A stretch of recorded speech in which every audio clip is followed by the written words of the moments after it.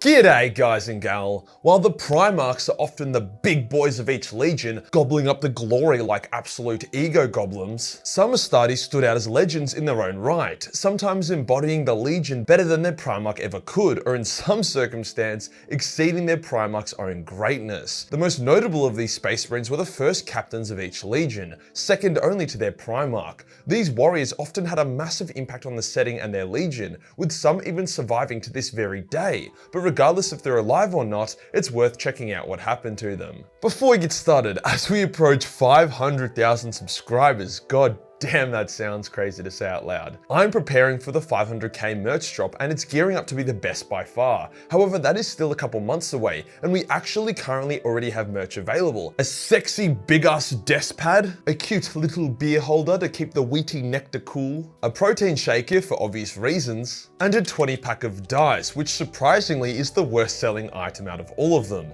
Does nobody fucking play Warhammer? The dice are priced at half the price of what GW sells and it's the exact same thing. There is also magnets and stickers available. We are down to the last 96 items of the One of Everything bundle. That bundle being exactly how it sounds while slapping a nice discount on top of it. And this merch drop will never be restocked again, like ever. There will never be any of these products and any of these designs ever again. So if you want to be one of the few people to get a piece of these very practical and well-priced items, like the merch profit margins are shit, I only really do these drops because it's fun and gives me another way to connect with you guys and gal, then the link to buy something is below. Today we'll go over the fate or the current whereabouts of each of the original Legion's first captains. Let's get into it.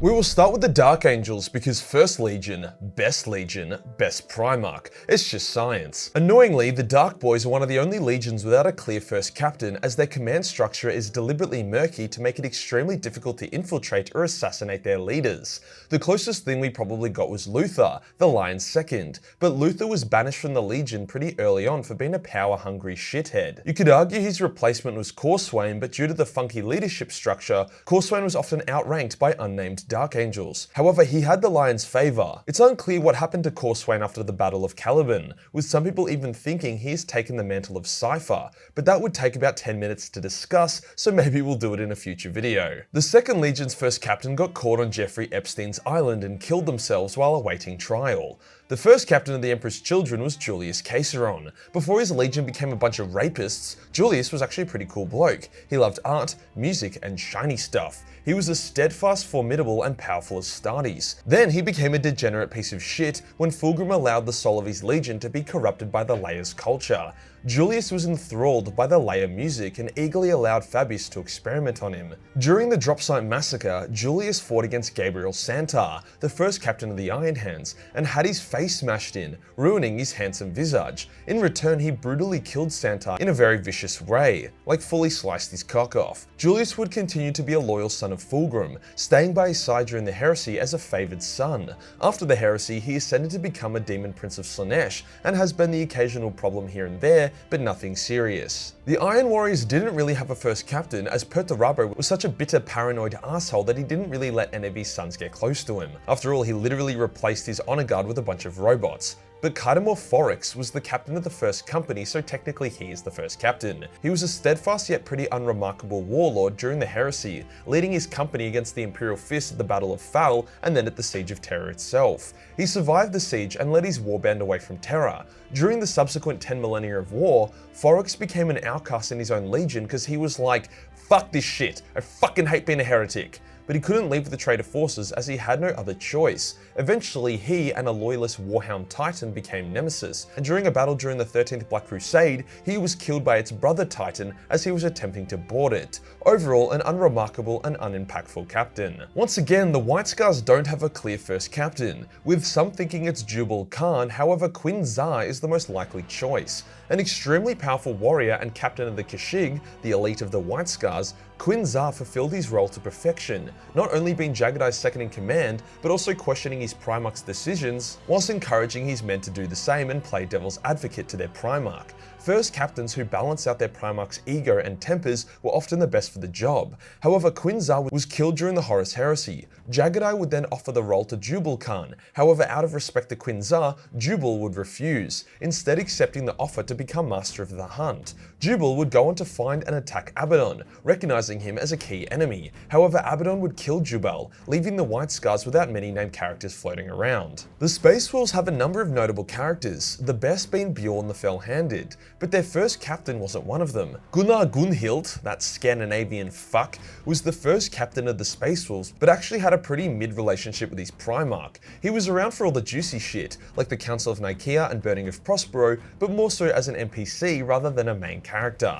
He would go on to sacrifice his life and ship against an Alpha Legion ambush, taking out an Alpha Legion ship in the process. This sacrifice allowed the rest of the Space Wolves to escape and survive. Arguably the best of the first captains, we now have Sigismund of the Imperial Fists. Sigismund was universally respected across all the legions. He was able to become BFFs with most of the other first captains or notables, such as Sevatar, Jubal Khan, and Khan of the World Eaters. It was his amazing swordsmanship combined with his demeanor that made him so badass. However, he would also become one of the only first captains to be disowned by his Primarch after Sigismund started believing the Emperor to be a god and allowed superstition to guide his actions, a big no-no in the secular Imperium. Rogel knew his son was still an asset though, so he repainted his armor black and gave him the role of the Emperor's champion. His only goal would be to kill as many Chaos champions as physically possible, and holy fuck did Sigismund kill some Chaos champions. He would somehow survive the Siege of Terra despite constantly melee fighting the best the traders had to offer, and then would go on to become the first chapter master of the legendary Black Templars. A few centuries after the heresy, an aged Sigismund would duel and technically beat Abaddon,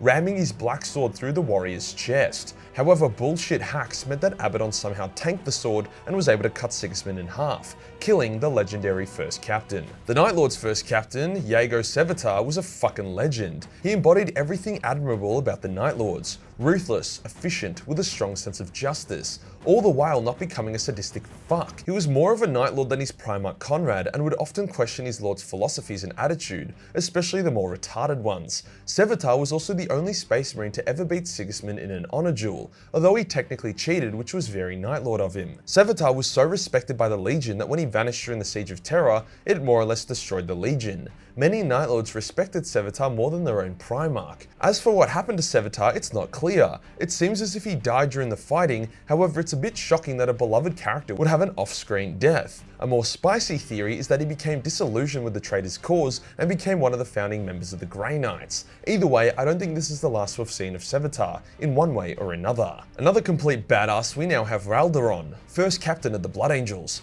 Raldaron had a great relationship with Sanguinius and was a great first captain, being known for his god-tier swordsmanship and lack of fucks to give. He was also a brilliant commander. He stuck close to his Primarch's side, hence featured pretty heavily during the Horus Heresy, being Sanguinius' personal therapist for half of it. The most iconic moment of Raldaron was during a Night Lord attack on his position during the Siege of Terra. The acting Night Lord commander of the Legion, since Conrad didn't go to Terra, challenged him to a duel.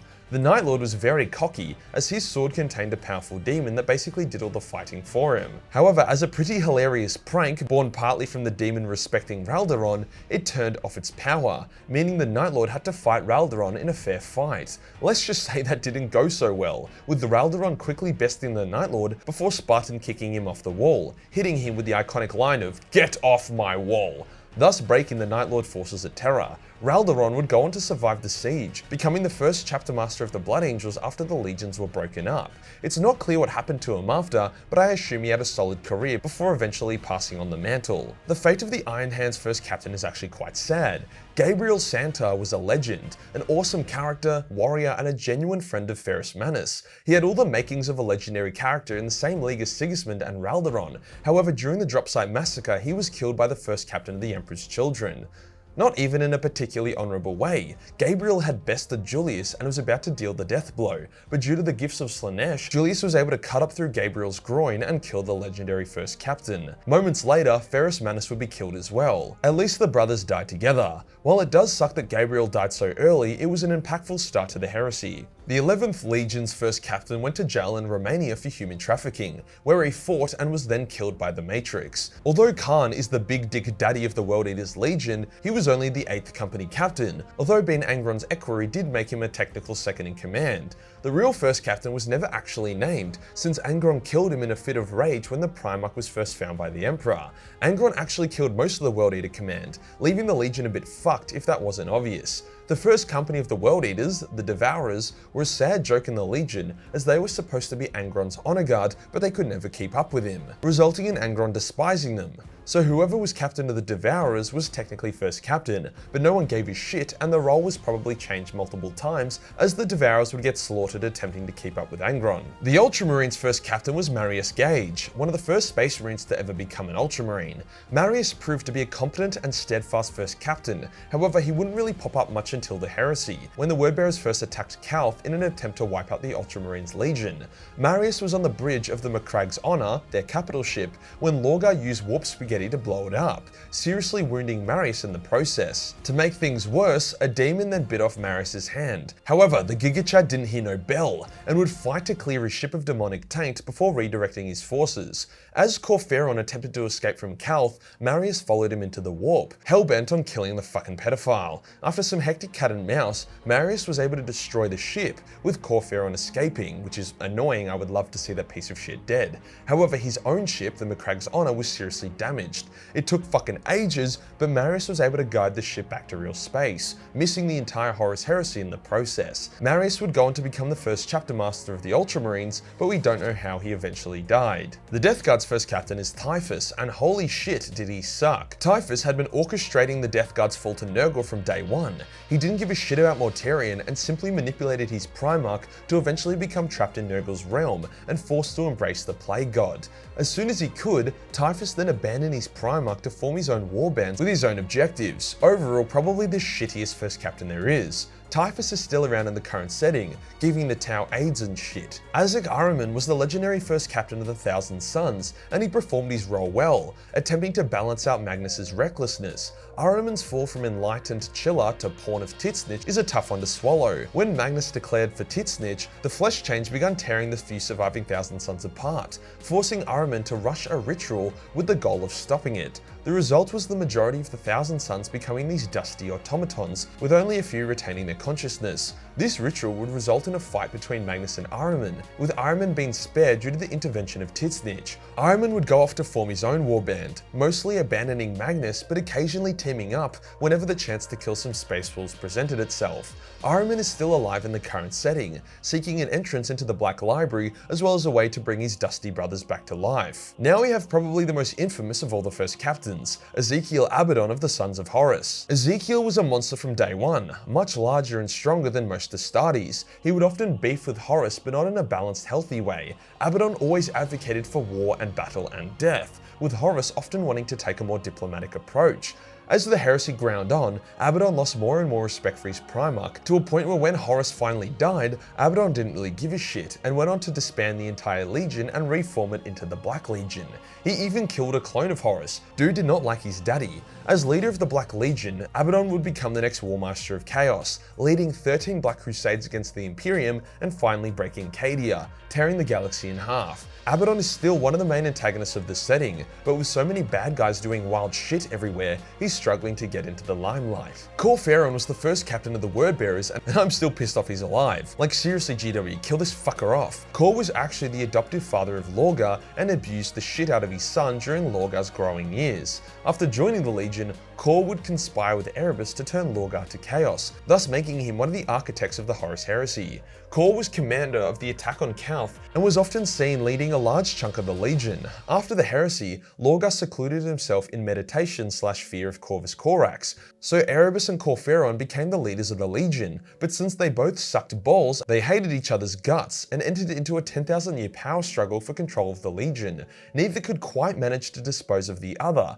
so they occasionally take half the Legion out for a genocidal stroll in Imperial space every few thousand years. The Raven Guard had a pretty loose command structure, as befitting their more skirmishy style of war, hence didn't really have a first captain, especially when 90% of the Legion was killed on Isvan. You could say that the brothers brothers Bran and Agapito became the joint first captain, but that wouldn't really be that accurate either. The legendary Shuriken was captain of the 66th Company, so despite being a mega badass worthy of his own video, he also doesn't count. The Salamanders' first captain was Artellus Numion, and holy shit, he was definitely the first captain. Not only did he lead the Fire Drakes, which is the first company, but he was also the Primarch's equerry and also commander of the Pyre Guard, the honor guard of Vulcan. Fortunately, he survived the drop site massacre and would go on to become the leader of the Legion in Vulcan's absence. After a fuckload of tomfoolery, where it seemed Vulcan actually did die, Numenor and the remaining 800 Salamanders put Vulcan to rest and gave him proper burial rites. However, this didn't give Numenor the closure he sought. Hence, in a fit of desperate hope and potential madness, he jumped into the volcano that Vulcan was placed in, potentially triggering the resurrection of his Primarch. R.I.P. Numenor. And finally, the Alpha Legion's first captain was Alfarius. This is a lie. It was actually Ingo Petch, who had introduced himself as Alfarius multiple times and even got surgery to look like Alfarius, so the confusion is understandable. It was Ingo who suggested making the entire Legion look like Alfarius to be able to confuse the shit out of everyone. Ingo would often impersonate Alfarius, being trusted by the Primarch twins to do a good job of it. Ingo would fight alongside the Alpha Legion against the Imperials, but in a confusing twist of fate, would have his hypno trigger of Xenophon activated, thus making him loyal to the Emperor. However, a witch would enslave his mind and activate his hypno trigger of Oranthus, which would make him ignore the heresy and focus on fighting chaos. After more confusing shit, he was left with a motion activated mind stuck to him, meaning if he moved a muscle he would die. He was last seen standing completely still under the Imperial Palace, waiting patiently for someone to come deactivate the mine. If you enjoyed the video and you want to support the channel, then buy the Majorkill merch. This is the last chance to pick up from this drop. Hit the subscribe button and hit the real subscribe button for more first content. Join the Discord for more memes and I'll see you in the next one. Peace.